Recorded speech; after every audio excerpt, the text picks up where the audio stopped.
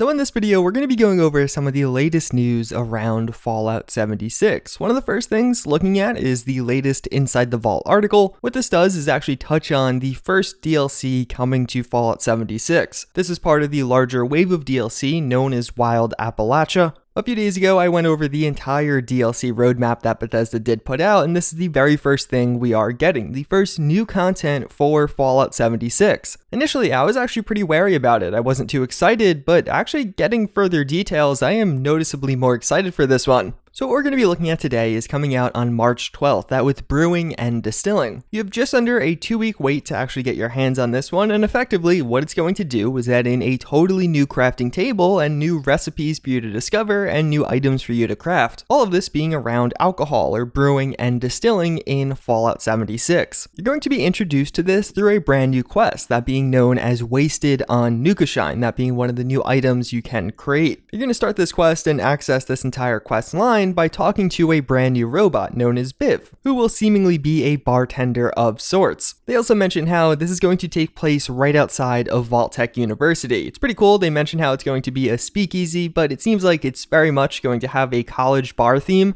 which as someone who is currently in college and does that kind of thing, hey, that's kind of cool. I searched around Vault-Tec University in-game trying to see if there was an obvious spot where this would be placed down. There actually are 2 pub or bar locations here. One of them you actually can enter into, and it's probably the most fleshed out location in this area. A lot of the houses are just boarded up or have no content there whatsoever, but if you actually compare the interior of this one to the interior of that other one, it doesn't really look like it fit unless they did some significant changes here. Or alternatively, there's actually a second location that just has a pub sign, but again, the building is boarded up. Considering this area is going to get so much attention in just 2 weeks, I think it'd be pretty cool if Bethesda actually made it so some of these otherwise boarded up buildings maybe had just a holotape or 2 or a note or even just some items to loot. There's nothing indicating that is the case, but it would be a really nice addition with this DLC. But moving on to the quest itself, it's going to add in 2 new things. One of them is a fully fledged crafting table, that with the brewing station, and we also have a fermenter, which is a little bit different. We'll get back around to that in a second though. It seems like the brewing station in this is going to function pretty similarly to a lot of the other crafting tables. You have whatever items are required to craft some of your favorite spirits. They name things like beers, wines, and even cocktails. I'm not sure if they're changing the existing alcohol beverages in the game, but at least for the future ones, it seems like one of the major themes are they're going to have a trade-off. They will come with a notable benefit like increasing your strength, but also with a notable debuff or defect to your character for a limited time. But with this crafting table, they're actually adding in a secondary one to spice it up a little bit, that with the fermenter. So it seems like effectively after creating wine or a type of spirit, such as like a whiskey,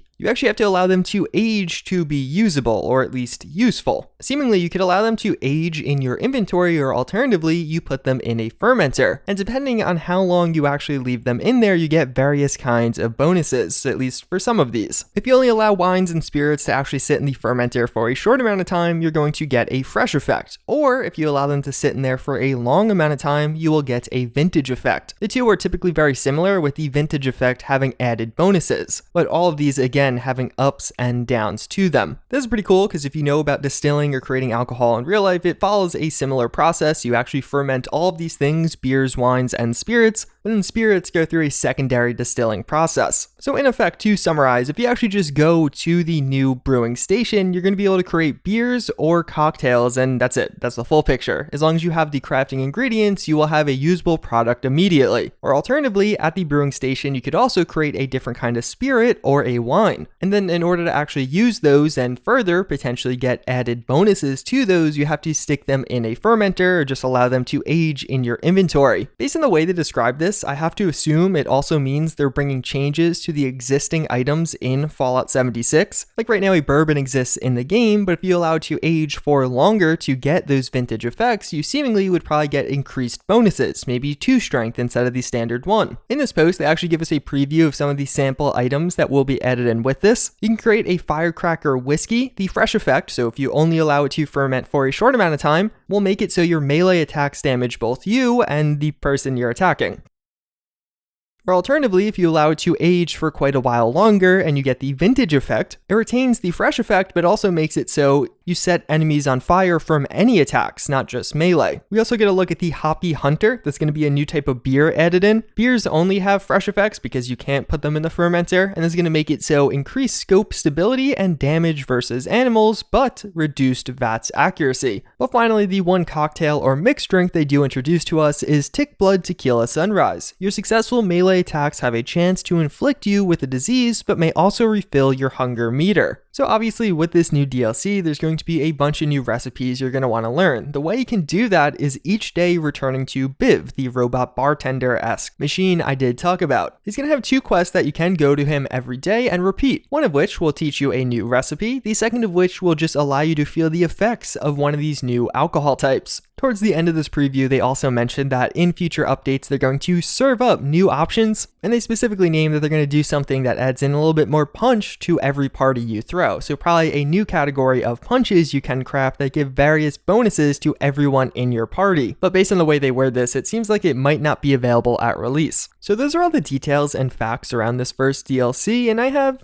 kind of mixed feelings about it. It sounds really cool. I really like how they're adding in all these new features. I feel like if they actually took it a step further and added in distilling as a third component, that would have been really nice. But even still, with the fermenter and getting increased benefits for longer wait times, I think that's going to be nice. You're going to have a bunch of these things probably sitting around your camp, and it actually gives you some incentive to sell these for people who want them immediately. I still do kind of question, why is this the first DLC? Like, I would have thought it probably would have made more sense to make a quest first, or the event that's going to come the following week of this one. I know for me at least, I'm going to run into the problem of, oh cool, I have all these new aid items I do want to try out, but what do I do? Just walk over to the same old locations I clear out repeatedly over the past 3 months? Also, if the only way you actually learn recipes is by repeating this quest each day, I could see that getting old very quickly, depending on how many recipes there are. Like, let's say there's 10 recipes, am I going to have to go back to the same dude 10 days in a row to learn them all? Hopefully there is another way to learn those, or even alternatively a quicker way. I'd rather not have this be segmented over that many days, but I could see Bethesda doing that because they want to drag out this content. I feel like as far as the 3 they actually gave us the preview of, the bonuses were kind of hit or miss. Like the one where you actually deal fire damage on all ballistic weapons if you do hold out and get the vintage effect on the firecracker whiskey is cool. That sounds pretty exciting. But then the other one, that your melee attacks might refill your hunger meter, that just doesn't seem nearly as good. Of course though, before we see the full list, it's too hard to tell. That could end up being one of the worst ones, but at the same time, if it's one of the ones they previewed to us, that makes me a little bit more wary. But either way, all in all, I'm excited. I think this is going to be a cool DLC. I still think it's kind of questionable as to why they're doing it first, but the actual content it adds in sounds promising, and I'm excited to see how they add to this in the future, and I like that they're doing that. They already mentioned punches are on the way, but even further, I also like how they're fleshing out some of the otherwise barren areas in Fallout 76, such as that little town right outside of Vault-Tec University. So let me know in the comments, what do you guys think about this? Is this something that gets you excited for the future of Fallout 76? Is this something worth re-downloading or just launching up the game again for? But the one other thing I wanted to just touch on in this video, because it definitely doesn't deserve its own video, is old news. A couple of days ago, another YouTuber actually made a video on pay-to-win features in Fallout 76. This happened quite a few weeks ago. I actually talked about it originally then, but even when I talked about it originally, I just put it at the end of another older video. But considering just how many requests I've been getting to talk about this, I did want to touch on it just with some brevity. So if you're not familiar, a couple of weeks ago, Fallout 76 had an event going on. They've done these periodically as they release new waves of things on their Atomic Shop, which typically go live on a Monday or Tuesday, and then that event lasts for 1 week. For most of the events, it's fairly minor, like carry more toys around and you'll get more bonuses. And in that particular week, they released a bunch of toy-themed items in the Atomic Shop. Except 1 week, a lot of people felt like they took a step just too far, that with actually making it so you could get bonuses for certain purchases from the Atomic Shop in-game. So basically what this did was, for every person in your party wearing a certain costume, everybody in the party got plus 15 health. These costumes were jointly sold in the Atomic Shop, but also available for free in-game, except only one was available for free, and you couldn't stack these costumes. So if all 4 of you wore the exact same costume, you only got 1 1 bonus, not 4. So in essence, to actually get the full bonus from this, you had to pay money, and that's where a lot of people got concerned. You were paying money to get an in-game bonus in Fallout 76, which is by definition pay to win, something that in the past they have talked about not being a feature of this game. And before we dive into this, there's a couple of things to remember. First and foremost, it was a limited time event, and even beyond that, at most, it was seemingly only 60 HP, which is not a lot in Fallout 76. The HP totals typically will be around 200 plus. It would give you an edge, but not really a significant one. But at the same time, I don't feel like this is not worth talking about. I just think it's worth talking about in a different context. Even though this is technically pay to win, which by definition means you can pay real world money to get an in-game bonus,